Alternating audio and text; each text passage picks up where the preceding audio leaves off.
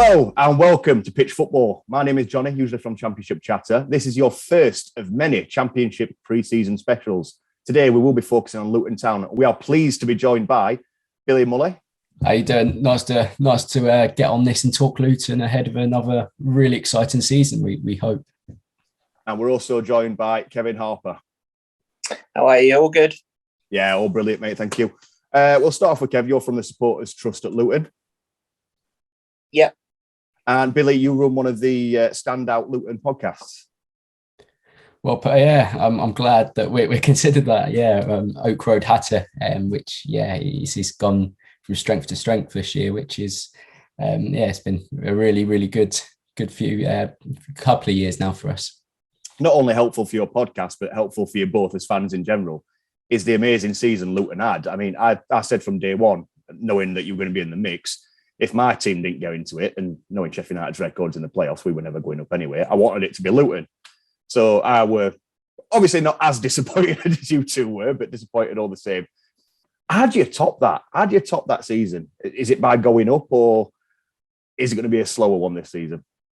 Yeah, it's a tough one to answer because logically, one step better is promotion.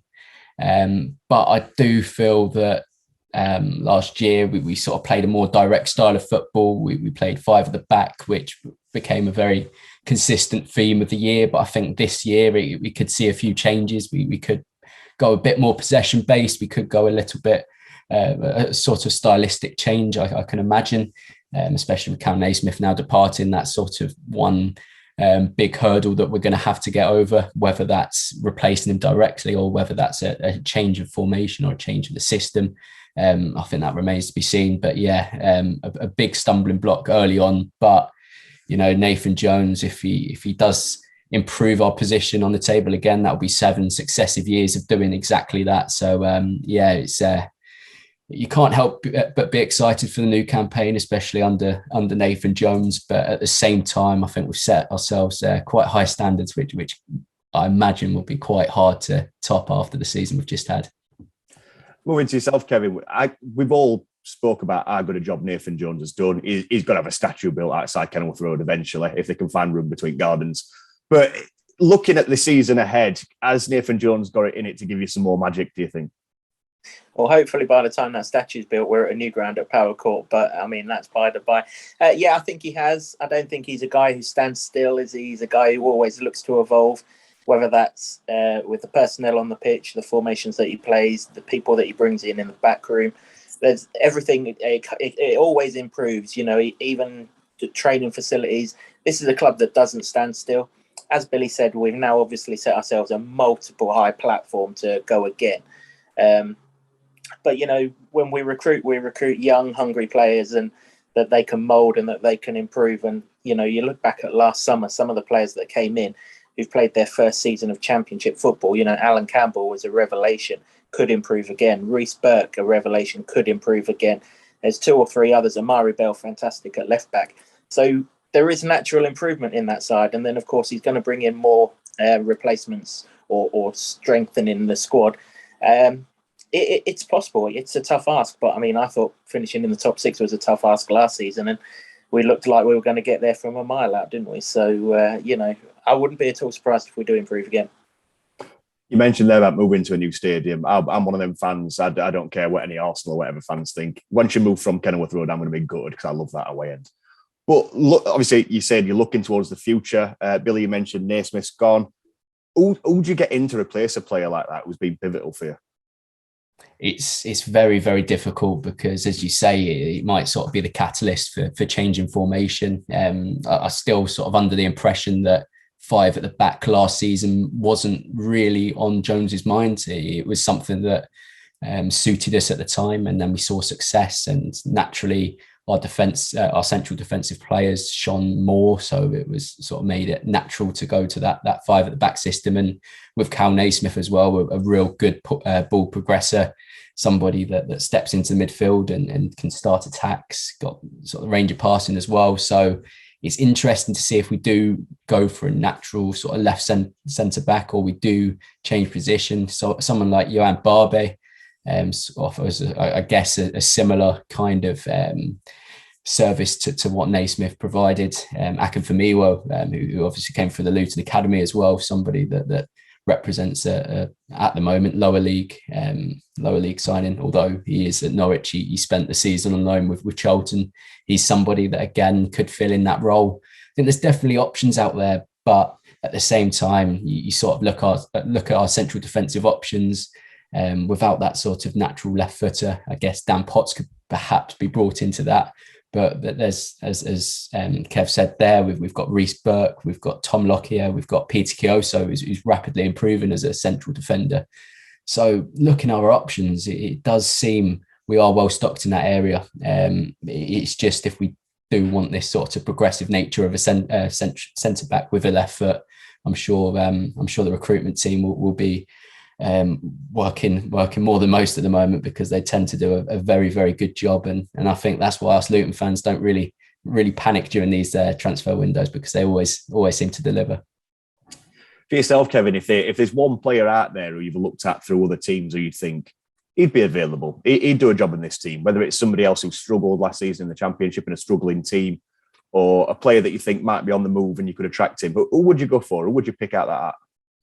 Well, I think the thing that we lacked the longer that the season went on was that creative sort of midfielder, the guy who can sort of pick apart, unlock a defence. The longer it went on, we got Robert Snodgrass in, and towards the end of the season, he was able to do it. But if you think back the season before, the lockdown season, we had Kiernan Dewsbury Hall, and that guy was an absolute revelation, wasn't he? It was just a shame that we didn't get to see him in the flesh, so to speak. But if we could get someone along that kind of lines, I know in January there was an awful lot of rumours that we were taking Luke Freeman from your place, and I think you've released him, haven't you? So yes. I don't know if that's an option, because he was very keen and very vocal about getting a left-footed creative midfield player. So I would imagine that might be an area that we look at.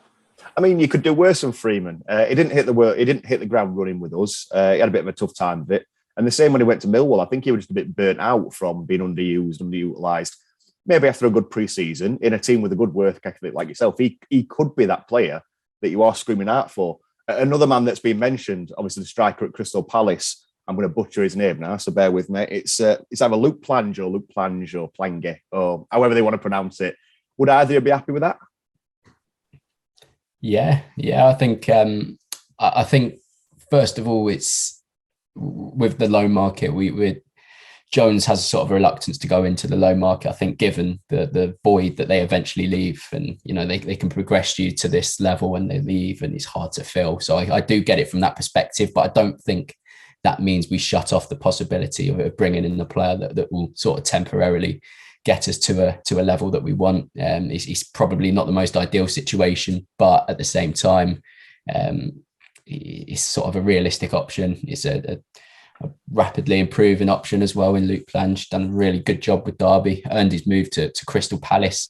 He got loaned back and really held his own. Offers a lot, I think, as a striker as well. From what I've seen, he can run in behind and cause chaos that way. He can hold the ball up. He's sort of an evident knack for scoring goals as well. So there's a lot to like about what he's doing so far in his short career. Whether we do make a loan move for him, I can see it with this one, given we do have forward options contracted, and that will only go and bolster. I don't think that's an area that we'll sort of be left with a void in, like other positions, I imagine, if we did get a loan player in. But at the same time, we have to wait and see if he does go down the loan market.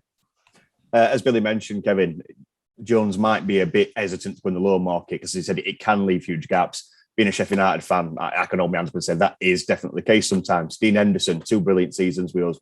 We've only just started to recover with West Foderingham. We've had Morgan Gibbs-White this season. We also how good he was. He's going to leave a huge hole in our lineup that was going to be very hard to replace. Would you prefer to see more academy prospects coming through Luton, more players bought in permanently, rather than relying on that cult hero loan signing?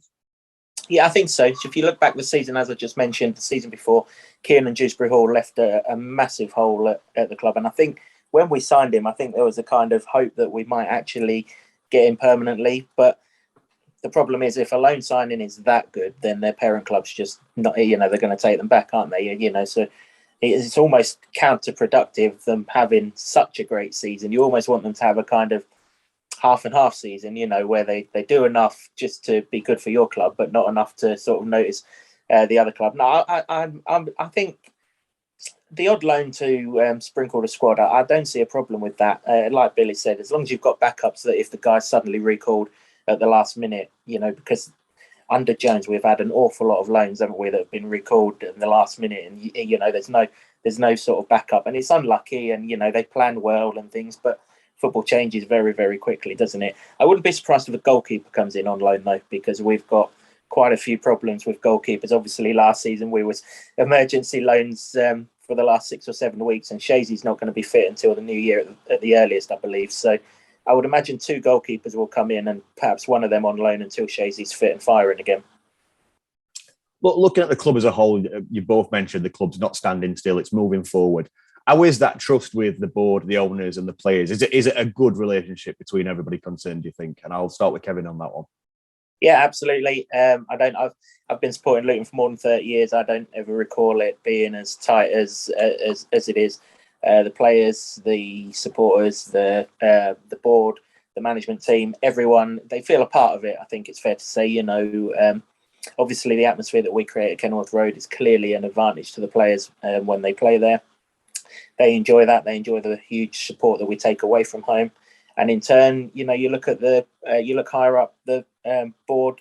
They're all Luton fans.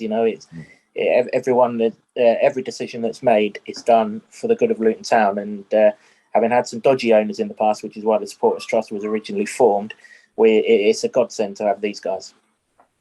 Billy, for yourself, having good owners, good relationship with the owners, a good atmosphere within the club, full stop. How long is it going to be before people stop patronising Luton? How long is it going to be before it stops being Little Luton and just becomes Luton, the team that's challenging every season?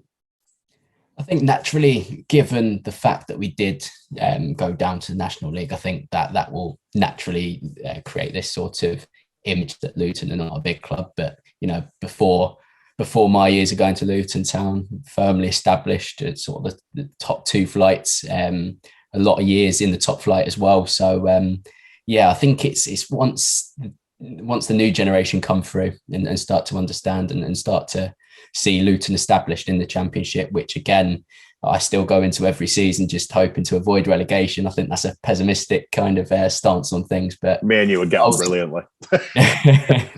I think once that's achieved, then I can start enjoying the football. But it's just one of those things. I think within this generation, you're always going to have that. You're going to have fans that look back to our sort of conference days, and they're going to naturally think that Luton are this little club. But I think, with everything that's going on at the moment, establishing ourselves in the Championship, playing some exciting football, a little bit more direct last season, but still some exciting stuff. Power Court around the corner as well. It really is an exciting time. And I think Kenilworth Road, again, is always going to sort of draw those comments from other fans that don't really understand the hype and don't really understand why it's sort of a back garden entrance. But it's another one of the reasons why we love this football club. I think a lot of people, I think the magic of having an actual real community football ground that is still a football ground and not a lifeless bowl in the middle of a retail park does get lost on some of the youngsters, doesn't it? Definitely, yeah. It's just full of atmosphere, full of soul, and I think once opposition fans come to Kenilworth Road, they actually, they do get their minds turned, and they do start to get sort of sucked into the atmosphere and sort of the special atmosphere that Kenilworth Road is exactly about. And I think that's going to be an advantage coming into sort of the closing years of Kenilworth Road. Fans starting to think, these could be our final years at playing football here. I think that's only going to add to the sort of the tense atmosphere and stuff that we try and deliver to opposition fans and to opposition players as well. Before I let you both go, I'm just going to there's 3 quick fire questions. I kind of want to fire off both of you. I'll start with Kevin. What game are you looking forward to most this season? 2 games against Watford. I'm presuming that's going to be the same for you, Bill. Yes, yeah, very much so. Next one. what player stands out for you that every other team should look out for that currently plays for Luton? And I'll start with Billy on this one. Oh, quick fire. I'll go Alan Campbell. I think he'll go from strength to strength this year. Same for you, Kev. Elijah Adebayo will kick on this year. I like that answer. Kevin, where are you going to finish this season? 5th. 5th? Like it. Billy? I've spoken to you about my pessimistic ways. I'm going to go 8th this year. 8th would still be good, considering. Lads, it's been brilliant talking to you. All the best for Luton for this season. If you want to follow the guys on social media, I'll put their links down below. Good luck for every game again, apart from the ones against us, obviously. We hope you lose both of them. But against everybody else, I hope you absolutely smash it. It's one of those teams I love to see do well. And all the best. Perfect. Thank you. Cheers, guys.